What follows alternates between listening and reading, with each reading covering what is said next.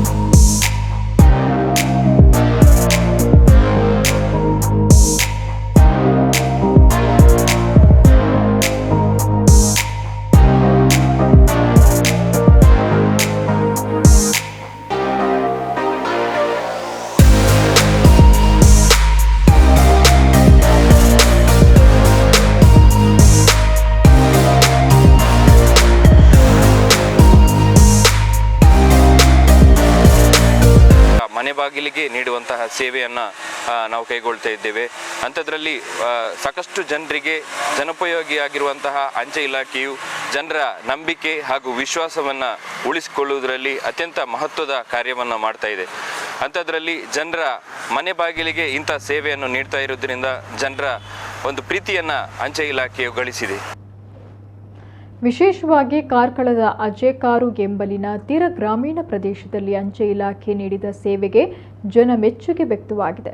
ತೀವ್ರ ಅನಾರೋಗ್ಯದಿಂದ 5 ಬಾರಿ ಆಸ್ಪತ್ರೆಗೆ ದಾಖಲಾಗಿ ಚಿಕಿತ್ಸೆ ಪಡೆದಿರುವ ಬಾಲಕಿಗೆ ಮನೆಗೆ ತೆರಳಿ ಆಧಾರ್ ಕಾರ್ಡ್ ಅಪ್ಡೇಟ್ ಮಾಡಿದ್ದಾರೆ. ಈ ವಿಡಿಯೋ ಸಾಮಾಜಿಕ ಜಾಲತಾಣದಲ್ಲಿ ಹರಿದಾಡಿದ್ದು, ಇದನ್ನು ಉಡುಪಿ ಸಂಸದರು ಕೂಡ ಹಂಚಿಕೊಂಡಿದ್ದಾರೆ. ಸಂಸದ ಕೋಟ ಶ್ರೀನಿವಾಸ್ ಪೂಜಾರಿ ಅವರು ಅಂಚೆ ಇಲಾಖೆಯ ಈ ಕಾರ್ಯಕ್ಕೆ ಮೆಚ್ಚುಗೆ ವ್ಯಕ್ತಪಡಿಸಿದ್ದಾರೆ. ಹಿಂದಿನಿಂದಲೂ ಸೇವೆಯಲ್ಲಿ ಅಂಚೆ ಇಲಾಖೆ ಮುಂಚೂಣಿಯಲ್ಲಿದ್ದು, ಇದೀಗ ತಂತ್ರಜ್ಞಾನದ ಬಳಕೆಯೊಂದಿಗೆ ಇನ್ನಷ್ಟು ಸೇವೆ ನೀಡ್ತಾ ಇದೆ ಅಂತ ಅವರು ಬರೆದುಕೊಂಡಿದ್ದಾರೆ.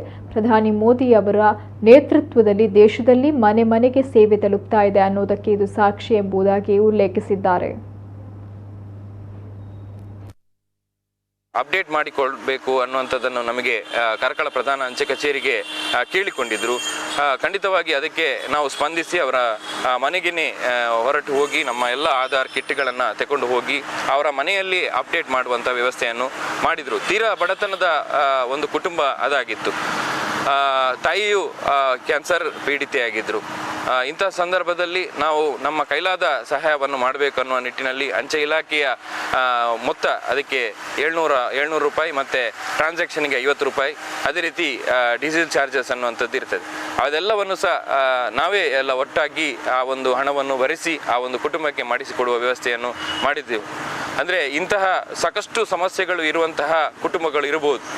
ಆದರೆ ಅವರಿಗೆ ಯಾರೂ ಸಹ ಸಹಾಯಕ್ಕೆ ಬರದೇ ಇರುವ ಸಂದರ್ಭದಲ್ಲಿ ಖಂಡಿತವಾಗಿಯೂ ಅಂಚೆ ಇಲಾಖೆ ಅವರ ಒಂದು ಆಧಾರ್ ನೋಂದಣಿ ತಿದ್ದುಪಡಿ ಮಾಡುವಂಥದ್ದಿರ್ಬೋದು, ಅಥವಾ ಅವರ ಕುಟುಂಬಕ್ಕೆ ಬೇಕಾಗೋದು ಇತ್ತೀಚೆಗೆ ಈ ಒಂದು ಸೋಷಿಯಲ್ ಮೀಡಿಯಾದಲ್ಲಿ ಸಾಕಷ್ಟು ಹರಿದಾಡ್ತಾ ಇರುವಂತಹ ವಿಚಾರ, ಇದನ್ನು ಮನಗಂಡ ನಮ್ಮ ಮೂಡಬಿದ್ರೆಯ ಪವರ್ ಫ್ರೆಂಡ್ಸ್ ಇರ್ಬೋದು, ಇನ್ನೊಂದು ಹೀಲಿಂಗ್ ಹ್ಯಾಂಡ್ಸ್ ಅನ್ನುವಂತಹ ಒಂದು ಸಂಸ್ಥೆ ಅವರ ನೆರವಿಗೆ ಈಗಾಗಲೇ ಹಸ್ತವನ್ನು ನೀಡುವಲ್ಲಿ ಅವರು ಮುಂದಡಿ ಇಡ್ತಾ ಇದ್ದಾರೆ.